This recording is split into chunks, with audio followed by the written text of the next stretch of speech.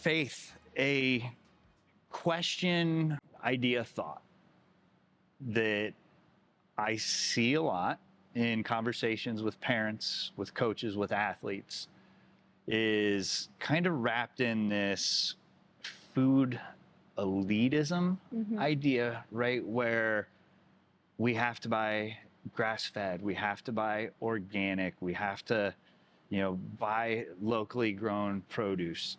Can't eat anything canned, can't eat anything frozen, shouldn't eat anything processed because that's not health, right? Yeah. And so where that comes into our conversation from a performance standpoint is when we hear the athletes talking that they, maybe think carbs are bad, just carbs in general, let alone processed carbs, right?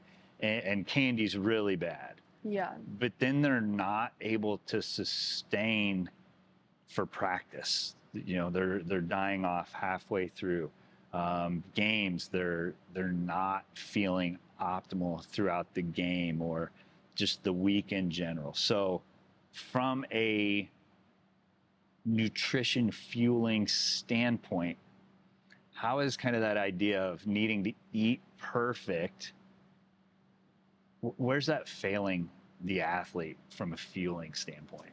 Yeah, so this whole food elitism kind of idea or mindset is extremely hard to sustain. Like it's not normal. Like not everyone can do that. Not everyone has the resources to do that.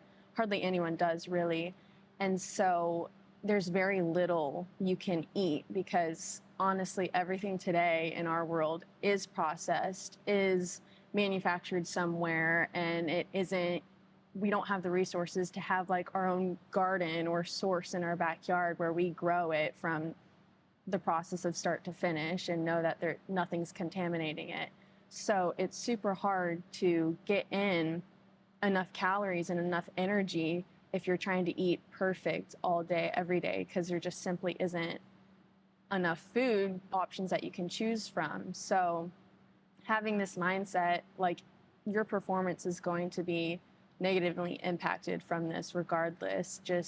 And carbs, this whole idea of thinking carbs are bad is, I don't know where that myth started, because carbs fuel your performance. They fuel your body. It's not only just for your athletic ability, but it's for your immune system, for your energy levels, your cognitive ability. Like it impacts everything. So I just think this food perfection or eating perfect really is more harmful than it is beneficial to especially athletes.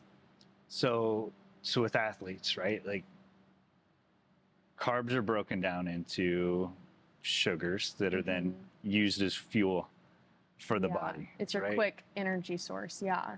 Yeah. And so that's what I try to have that conversation of, like, they're not bad. The multi-billion-dollar diet industry has propped a lot of itself up on creating this idea that this food's bad, carbs are bad, or red meat's bad, or whatever topic of the day we want to call bad.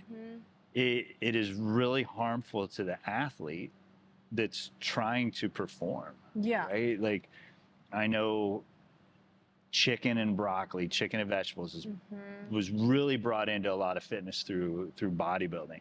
Yeah. I don't think an athlete could ever eat enough broccoli and chicken in a day to bring in the fuel that they are then putting out to eat in the same sport, thing right? all day, every day. And so there are a lot of times where, I will say, if we're looking at a youth athlete specifically that's going to school, they're not a pro athlete whose job outside of sport is to fuel and recover. Yeah. Right? Our youth athletes that we're treating like mini pros, they have to go to school. They're developing through puberty, right? They're growing. They need food for that. They're navigating social relationships at home. Then they've got their sport friendships outside of sport that they need to take care of. There's a lot going into their day. Yes. Yeah. I don't think an athlete can take in enough calories with that much busyness without sometimes maybe having to go to McDonald's. Oh, I know. And get a cheeseburger that might have more calories, fuel.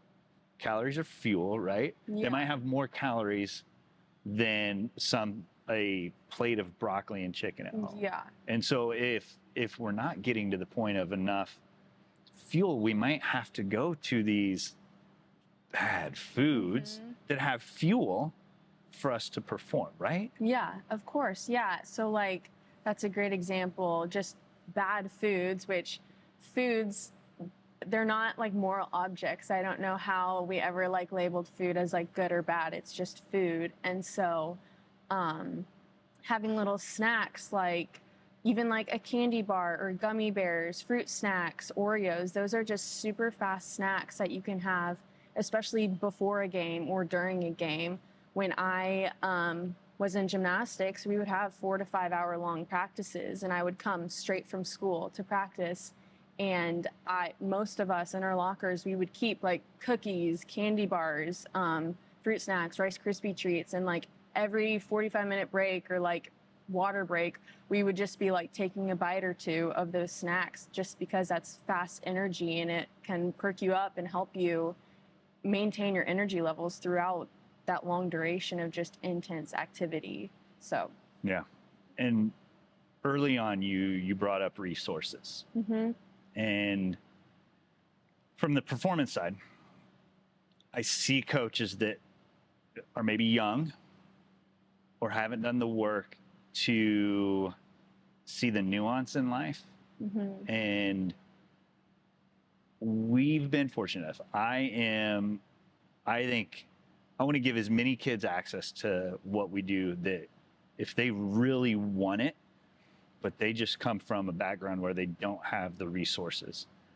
I am a firm believer of scholarshiping athletes. yeah. And I will be honest, before I started scholarshiping athletes, I was kind of on the same plane of like, what do you mean you're not eating protein and not eating this? Until one of the kids looked me in the eyes. He's like, we don't have money. Shit, you're right. You don't. That's why your scholarship's here. That's why we're doing this for you. And so I see a lot of coaches like they're pushing this food elitism. Yeah. But so many of these youth athletes, they're paying how many thousands of dollars to play the sport at a level. Some parents just don't have the resources financially. Yeah.